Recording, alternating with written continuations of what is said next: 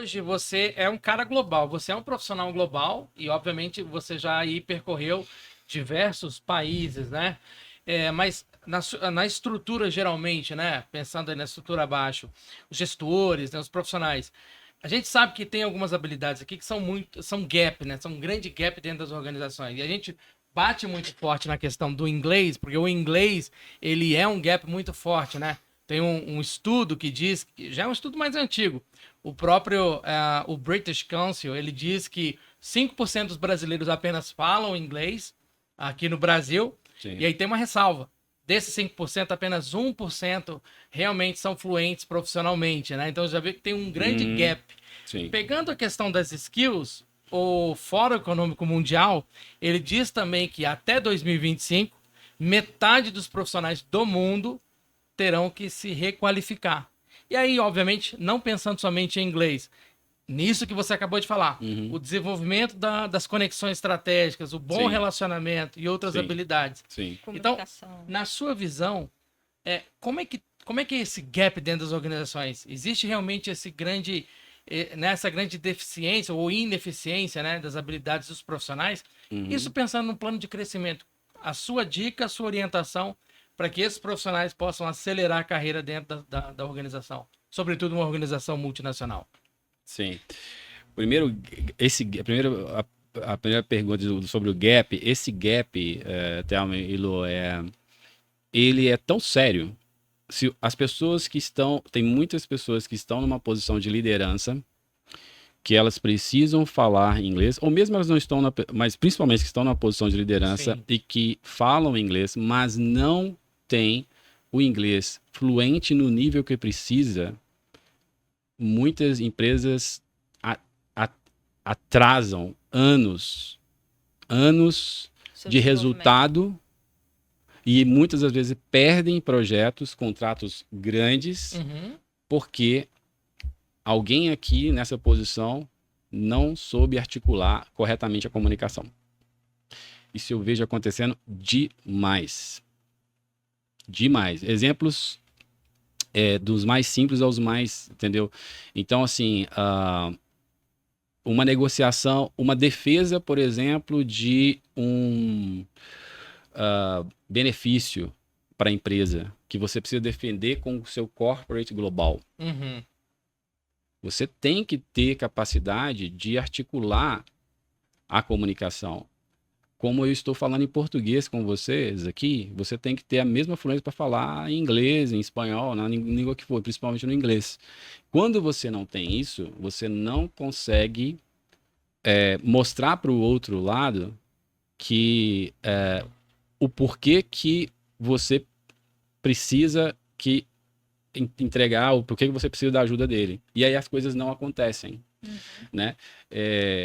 Eu tive sorte, assim, de que desde quando eu comecei minha carreira global, meus chefes diretos, eles eram estrangeiros, né?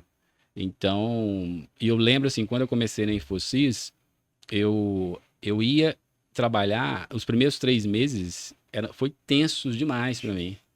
Porque o meu inglês, ele não era um inglês ainda fluente para um profissional. Eu entrei como um project manager. E eu ia ter que liderar pessoas brasileiros e estrangeiros. Então, assim, eu tinha que falar, eu tinha que conseguir me expressar corretamente com ele. Não falar direitinho, né? Eu precisava saber comunicar sem, né, com uma certa fluência. E eu lembro que meu chefe chegou para mim ali por volta dos 3 meses e falou assim, ó, isso faltava pouco tempo aí para o meu primeiro projeto mesmo, onde eu estaria dentro de um projeto enorme, né, de um cliente global enorme da indústria de agrobusiness.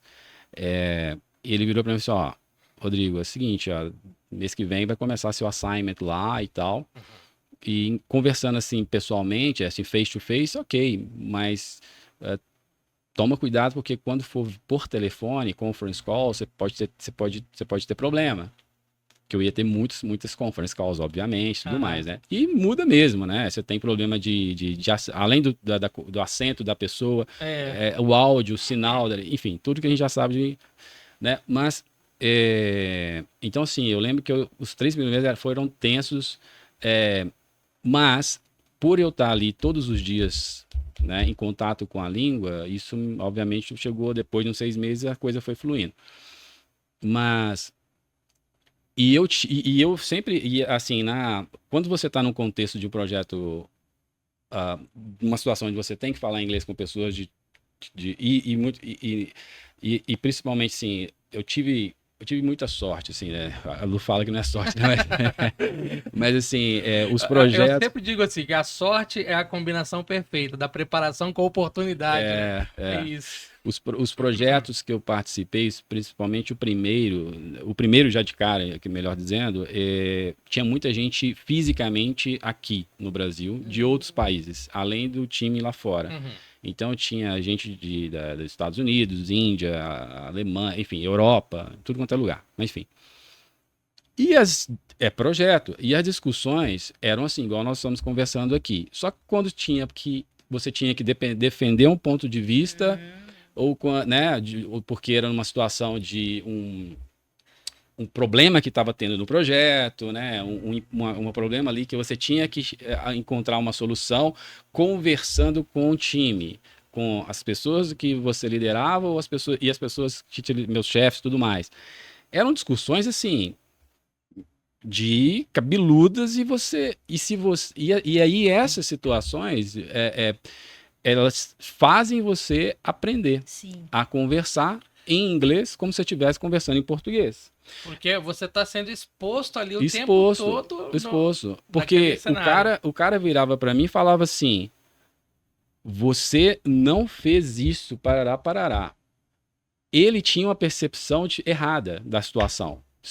Eu tinha que virar e falar: não foi isso que aconteceu, foi isso, isso, isso e isso. Defender o seu ponto, né? Agora, se você não tem por que eu estou querendo dizer isso?